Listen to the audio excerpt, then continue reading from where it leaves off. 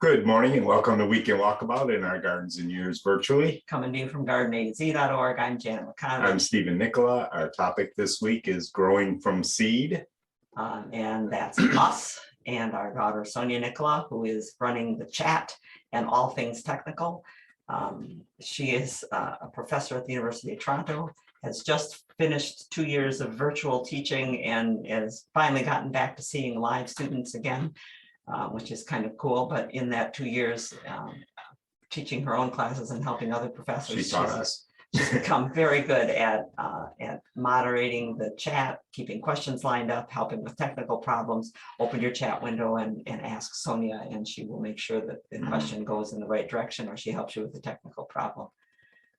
And we've been writing for a long time, since, well, 1988. I think I started or 87. Anyway, more than 30 years of writing, and our first writing, published writing, was in the newspaper with question and answer columns. And after not too much time with that, you can get that one, Steve. After not too much time with writing with the newspaper, we started writing in magazines, and most of it was by question and answer.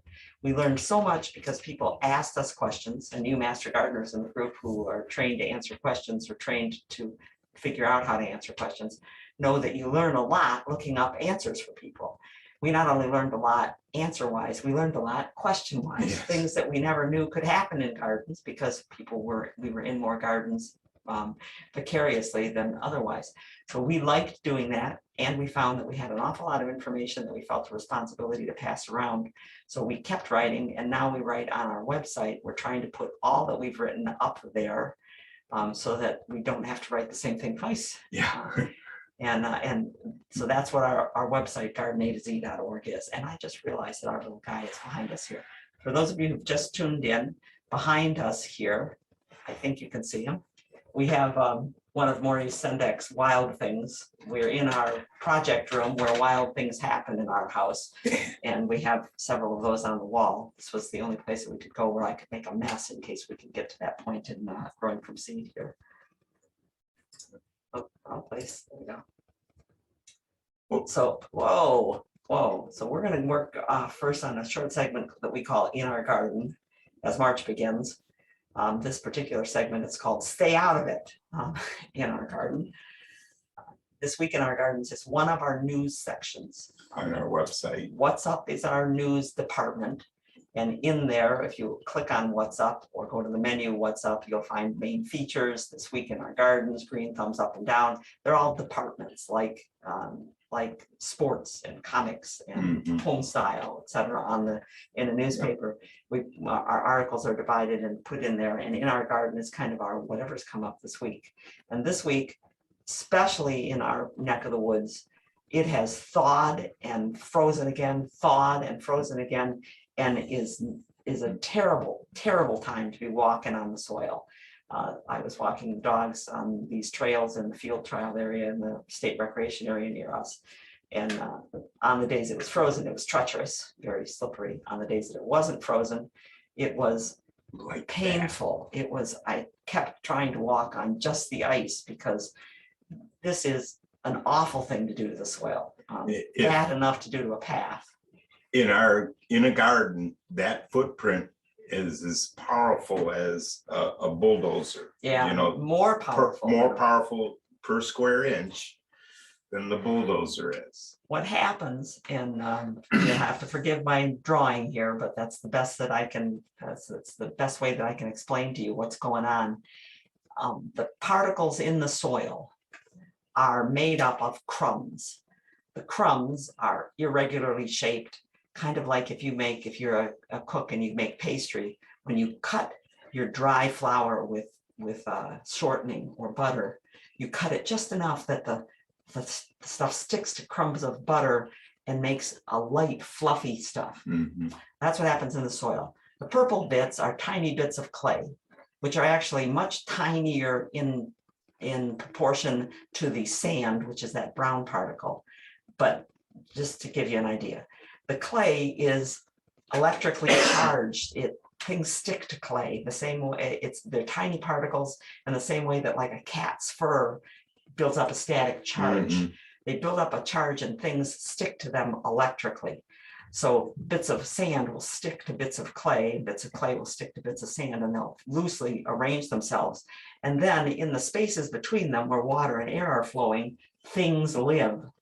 Fungal threads and nematodes and millions, literally millions of creatures live in the soil in a crumb like that. And where they live, they break down organic matter, and the organic matter ends up falling in between all of these little crevices in the clay and the sand. And the microbial glue, which is the byproducts of things eating. All the things living. Yeah. The microbial glue sticks it together. So loosely you've got this crumb, just like you're making pastry.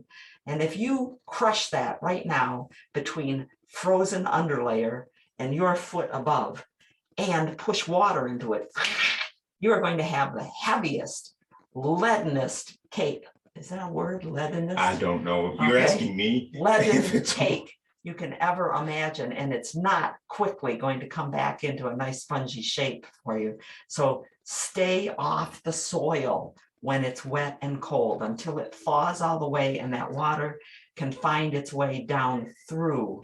If you have to go in, try to stay on a particular path that you then know you can pop back up. You're right. Or wear snowshoes or something like that to spread your weight out. But even snowshoes will pack some things. Yeah, organic matter helps. So a layer of leaves, this is where people say, oh, they're so ugly, I have to take the leaves off. Leave the leaves. As they're crumbling and breaking down, they're falling into some of the crevices. They're helping make new soil crumbs. If you don't walk on them too much, but in the trial area where I'm working, because everybody's avoiding the ice, the path is becoming wider and more trampled down to the side. And instead of the nice blue stem growing, there's going to be weeds growing in that stuff on the side. So put yourself some mulch, a thick layer of mulch, or we use bagged newspaper and we walk on it like stepping stones, or as Sonia is demonstrating here, we wear snowshoes. We have two pair of little, well, one is a little bigger and one's a little smaller. And those of you who've read our articles for a while have seen us walking around in snowshoes. We figure the neighbors already think we're crazy. But it spreads your weight out, and that's what you're trying to do right now. Because you don't want to leave tracks like this big rat. This was a big raccoon. We have a very large raccoon tromping around back there. I'd like to grab a hold of him and say, stop walking on the same paths we walk on. I measured this guy and went inside and looked him up at Michigan Mammals. This is probably the biggest raccoon you could get eating the birdseed. And one other thing that's happening in our garden is I did promise last week to tell you about something that I briefly showed you a picture of. The regulars have seen our little mini garden here, a bunch of little tiny pots that Steve brought home that I found to be the perfect kind of house plants for someone like us who doesn't have a single window with enough light for plants. We can put one tray of plants under our grow light and have a nice little variety of things. Well, my daughter-in-law was over and admired them. She said, oh, aren't these cute? Look at these little succulents. And I thought, something we can get my daughter-in-law. It's always hard to figure out things to get. This is a woman who has 4 kids. So even if she had a surface big enough for a plant, there would be kids stuff all over it and then no time to take care of it. And I thought, well, I can make her a little mini garden with a nice little light on it. So we did. Isn't this a cool thing? Nice little hard plastic tray. A bright light. The light and the light has a heavy black base that's sitting on the tray, and the plants are sitting on it. And the base has no electrics in it, no electrical cords in it, so we can water safely and have those plants sitting with a little bottom water. I said, this is perfect, and it's a grow light that we can switch to blue and red. It's very obviously a grow light made for people growing marijuana. It's much easier to buy grow lights and hydroponic indoor growing stuff now that marijuana is legal in Michigan because all of those marijuana growers need it. And I thought, this is perfect. We set it up, got a little timer so we could plug it in and she wouldn't have to worry about the light coming on and off. She could take care of that. Got it over to her house and found out the light will not come on with a timer. It's got a digital switch that you press, not a switch. So now who would design a grow light that you can't use with a timer? That's one of the dumbest things I've ever heard of. So it's at our house. because I have to find a different kind of light to put there. And meanwhile, we have two mini gardens now, count them, two. We heard about it for a, yeah, never mind. Yeah. Yeah. So We were that's upset. what's going on in our garden. We are staying the heck out of the garden, except on that path where Steve Mhm. walks all the time to fill the feeders. And I will loosen that path later. We'll show you that in a different Future. episode. If you've got questions about what's going on in your garden, we did have a question from Karen or Kim, who said, why don't you put in our garden, put a tab on your website? Well, we can only have just so many tabs or menu items, and we put the news under what's up. And there is an in our garden. This week in our garden is one of the things that comes up if you open what's up. There are thousands of articles there, and we've already got them divided into what's up. Yeah. And main features and this week and 45-mile-an-hour garden. You can go and peruse those to see how that works. But what it works is this. So in our garden, let's see, I think that's in our garden. No, it's an expert afield article. Yeah. 5 easy species that we gave for people on growing from seed, where you can click on Gaillardia or Dianthus or Baptisia, etc. So you can either go through the departments at the top of the what's up list, or you can go to the bottom of the list where it says ensemble editions, where what we do is we take whatever was going on in a particular week and we put them all into one issue. And those issues are there by season. So for instance, if you open up early spring, which is open but up out of the screen here, early spring, and open up one of the editions, it gives you the names of the articles that were that week. So Designers, Never mind. Designers Translate Tuscany is an article that was in one of the editions under early spring. And if you click Mediterranean Look, it would take you to something like that. It would take you to the article. So you can either peruse the departments that people have told us they like our green thumbs up and down, or they like what our mentors say, or they like the 45-mile-an-hour garden. So we divide the articles up and put them there, but then we index them by week this way. So you can always go to In Our Garden Early Spring by just clicking on Early Spring, and you'll find a couple dozen compilations there. Some of those compilations from our earlier days are PDF magazines. So you'll see a download link there. You download the entire 12 or 14 page, looks like that one's a 22-page magazine. 12 or 14 was light for us. That one has, for instance, an article about starting hibiscus from seed. If you look about 5 or 6 down there, Steve, you want to point to it. Starting hibiscus from seed. Right. But you'll see it's not a link because that's a PDF. You have to download the PDF if you want to read that article, and it will be there on starting hibiscus pages 7 and 8. Okay, so that's the way that it works in our newsletter, and we're going to need to leave that organization there because there's so much there already that reorganizing it and adding a tab is at this point not a good idea. Yeah. Okay, questions we have so far about In Our Garden before we move on to growing from seed? Yeah, and actually Michelle's hand from earlier is very timely because she was asking, would using a piece of wood or double thick cardboard be okay to step into the garden? If that's what you have, yes, that works. We've done that before where we take pieces of plywood and we'll make ourselves a runway to out back and forth to where we're working. So yes, that works. Okay, great. I had mentioned the snowshoes thing and preempted you guys. I hadn't seen you use the wood before. Kristen says, I have some low areas that have puddled with the snow melt, then freeze to form a mini ice rink. Then they thaw again, repeat over and over again. Will any of the perennials survive in those areas? Yes, if you leave them alone, because the ice itself, there is some weight involved in the ice, but the ice itself is not going to bother them.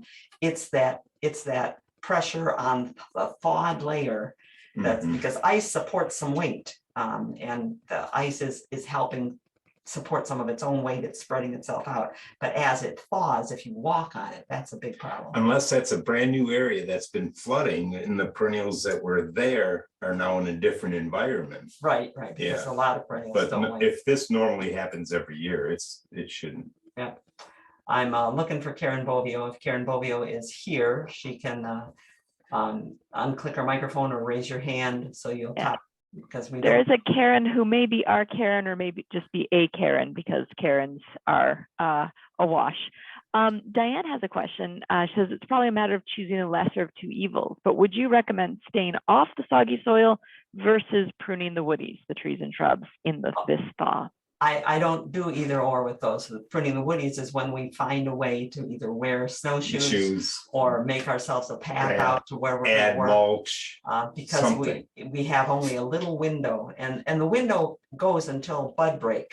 So we've got all of March, because at least in my neck of the woods, we're doing a lot of pruning at the end of March, but we can do it now if we can get back and forth. So I try to play both ends of this of the sticks there. Yep. Great. And I see that Karen has turned her mic on, and this is our Karen. Hi, Karen. Yep. Hi. Hey. Hello. Hey, Karen Bovio. So we're going to make you co-host, Steve and I, to get to the top of the list here. Here, you go and make her co-host. Because we're going to make you co-host, so you can just turn yourself off and on whenever you'd like to, and you'll stay at the top of the list where Sonia can spotlight you. There you go. Got it. Oh. I hit control. How did that? I hit return. Oh, Okay. So, if there are other questions, we'll get maybe one more, but we probably should keep on moving. Yeah, I don't have it. Oh, yeah, exactly. Diane says, good answer. Prune the woodies while staying off the soil. Yeah, yep. Okay, so we'll end this session of In Our Garden, and we'll move on to growing from seed, which is what we really want to be doing right now.